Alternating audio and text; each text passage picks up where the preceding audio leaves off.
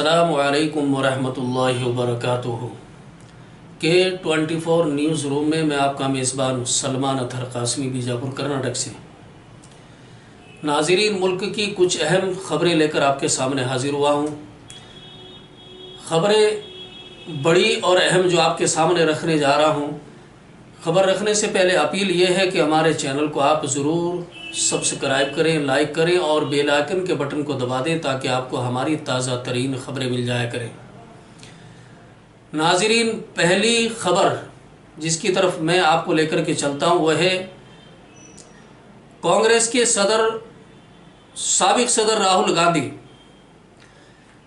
जुड़ी हुई खबर है उनसे। राहुल गांधी ने आसाम के शिव सागर में इतवार के रोज मुनक्किदा एक रैली से खिताब करते हुए कहा है कि दुनिया की कोई ताकत आसाम को नहीं तोड़ सकती है।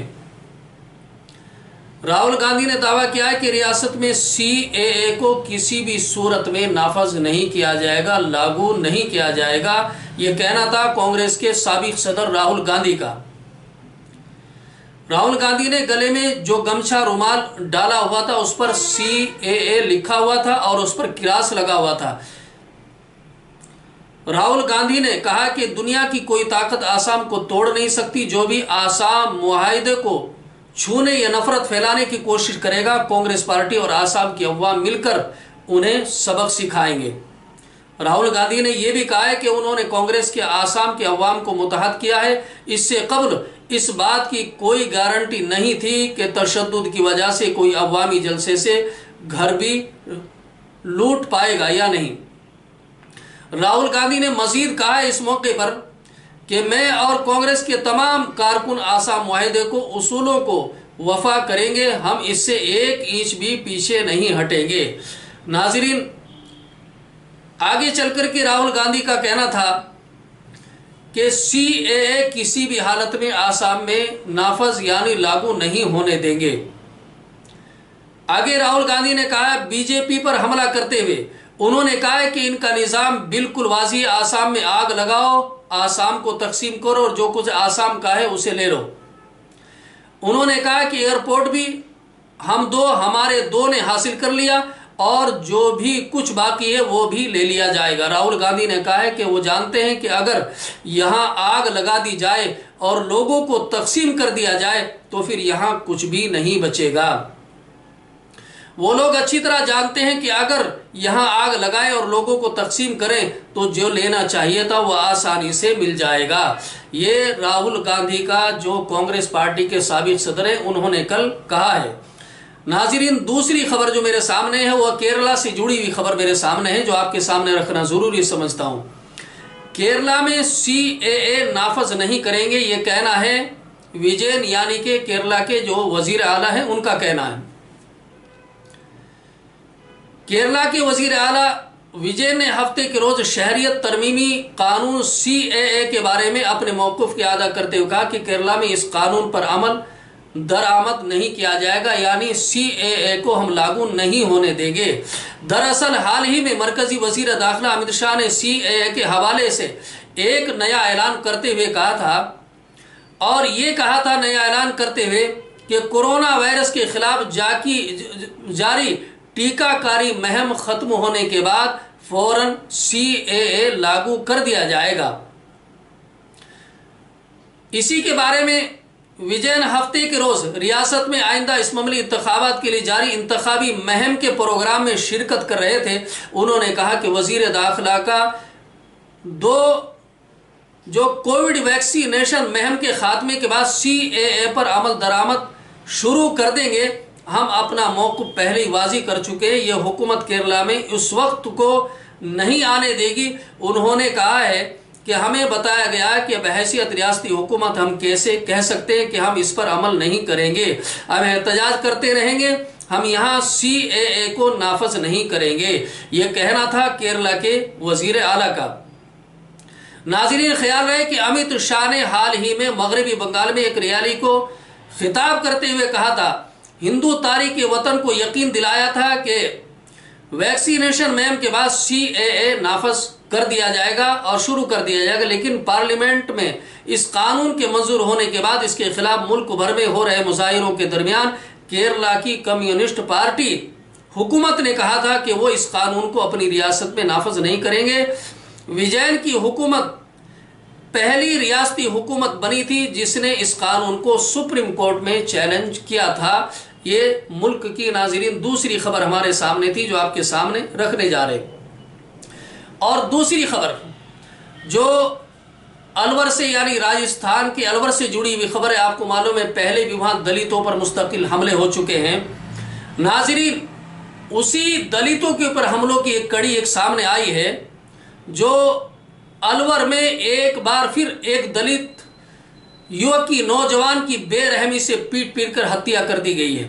युवक शराब के ठेके में सेल्समैन था। रात 9 बजे शराब नहीं देने पर आरोपियों ने उसे लाठी डंडों से और लोहे की राड से मार मार कर पीट पीट कर उसे अधमरा कर दिया, जिसे इलाज के दौरान डॉक्टरों ने मृत घोषित कर दिया है। और ये पहली वारदात नहीं, अलवर में पहले भी ऐसा हो चुका है। नाज़रीन, याद रहे जिले के किशनगढ़ बास कस्बे में एक दलित युवक जिसकी पीट पीट कर हत्या कर दी गई है। युवक किशनगढ़ बास का रहने वाला था। वो शराब के ठेके पर सेल्समैन का काम करता था। युवक के साथ 27 जनवरी को जो गुजर चुकी है, 27 जनवरी को जबरदस्त मारपीट गई थी। उसका जयपुर से सवाई मानसिंह अस्पताल के में इलाज चल रहा था। वहां उसकी इलाज के दौरान मौत हो गई। युवक की मौत के बाद किशनगढ़ बास में एक कोहराम मच गया था। हमें यह खबर बताने का असल मकसद ये है कि दलितों पर, अल्पसंख्या पर किस तरह के हमले हो रहे हैं और आखिर प्रशासन कब इसके ऊपर रोक लगाएगा, कब ध्यान देगा कि दलितों के ऊपर जो बेरहमाना कत्ल किया जा रहा है इस पर सरकार क्या कर रही है। नाज़रीन, इसी के साथ एक और खबर जो मैं आपके सामने रखने जा रहा हूं वो खबर भी राजस्थान से ही जुड़ी हुई खबर है, जो उदयपुर से जुड़ी हुई खबर है। आपको बता दूं, इस वक्त सबकी बात एक तरफ, लेकिन हमारे आपसी इख्तलाफात, जिसे मैं बार बार कहता हूं कि हमारे आपसी इख्तलाफात इतने हैं कि इतने इख्तलाफात हैं कि एक शहराजा हमारा बिखरा हुआ है। आपको बता दूं, एक सुन्नी और देवबंदी, यानी ये मेरे सामने है। गड़े मुर्दे को कब्र से निकाला, जो मुर्दा गाड़ दिया गया था कब्र से निकाला और उसे यह कहकर कि ये देवबंदी है और उसे वहां से निकाल करके फौरन उसके घर पे पहुंचा दिया गया। आपको बता दूं, सुबह 11 बजे दफनाया और पौने 12 बजे मैयत को उसके घर पहुंचा दिया। बड़े दुख की बात है। कब्रिस्तान यानी हमारी नफरतें दुनिया में तो हैं, ये सुन्नी है, ये तबलीगी है, और फिर मुसलमानों का हाल तो आपको मालूम है कि उनकी सिर्फ 2 मेहनतें हैं मुसलमान की इस वक्त, और उसकी सजा आज मुसलमान भुगत रहा है। या तो उसे चाहिए दस्तर या उसे चाहिए बिस्तर। उसे अल्लाह की तरफ रुजूयत नहीं है, आप उसमें इत्तिफाक और इत्तेहाद की फिक्र नहीं है। आज मुसलमान कहां से कहां पहुंच रहा था। हमारे कायद आज़म मोहम्मद अरबी सल्लल्लाहु अलैहि वसल्लम ने क्या तरतीब बताई, क्या सबक हमें दिया था कि एक मुसलमान मगरिब का रहने वाला हो, दूसरा मशरिक का हो। अगर मगरिब वाले को तकलीफ होती है तो मशरिक वाले के दिल में उसका दर्द होना चाहिए। लेकिन आप सोच सकते हैं और कैसा इंसान, ये रिपोर्ट हमारे सामने है। जिंदगी भर ये ऐसे मौलवी, जिंदगी जिनका नाम यूसुफ साहब है, परिवार ने मंदोर जाकर दोबारा दफनाया। 62 साल के उदयपुर में रह रहा था परिवार, यानी जिंदगी भर इस इंसान ने बड़ी पाकीज़गी के धागे बुनने वाले शहर के प्रमुख मौलवी और काजी पीर निवासी मोहम्मद यूसुफ इनका नाम है और उम्र इनकी है 88 साल, यानी 88 उम्र है इनकी। जिंदगी में कभी नहीं सोचा था कि मेरे साथ ऐसा भी होगा। 88 साल की उम्र इन मौलवी साहब की, और 88 साल की उम्र में नामालूम इन्होंने कितनी कौम के ऊपर मेहनत की, प्यार और मोहब्बत की तालीम दी, पाकीज़गी की तालीम दी, अमानतदारी की तालीम दी। लेकिन इन्होंने कभी नहीं सोचा होगा कि मेरे खुद के साथ में मेरी मौत के बाद ऐसा सुलूक होगा। जिस वक्त इनको दफनाया गया तो दफनाने के बाद ये कहकर के ये तो देवबंदी है, फौरन उनको कब्र से निकाला और उनके घर पर पहुंचा दिए। बड़े दुख की बात है। ऐसा करना हरगिज किसी भी तरह से दिल नहीं मानता है। आज हमारा शहराजा कितना भी बिखरा हुआ है, हमें चाहिए कि हम आपस में इत्तिफाक और इत्तेहाद से रहें, अपने इत्तिफाक और इत्तेहाद के शहराजे को ना बिखेर। अगर हम खुद नहीं समझेंगे तो दूसरा हमें खुद नहीं समझ सकता है। खुदा ने आज तक उस कौम की हालत न बदली, न हो जिसको ख्याल खुद अपनी हालत बदलने का। नाज़रीन, आपसे फिर हमारी अपील है।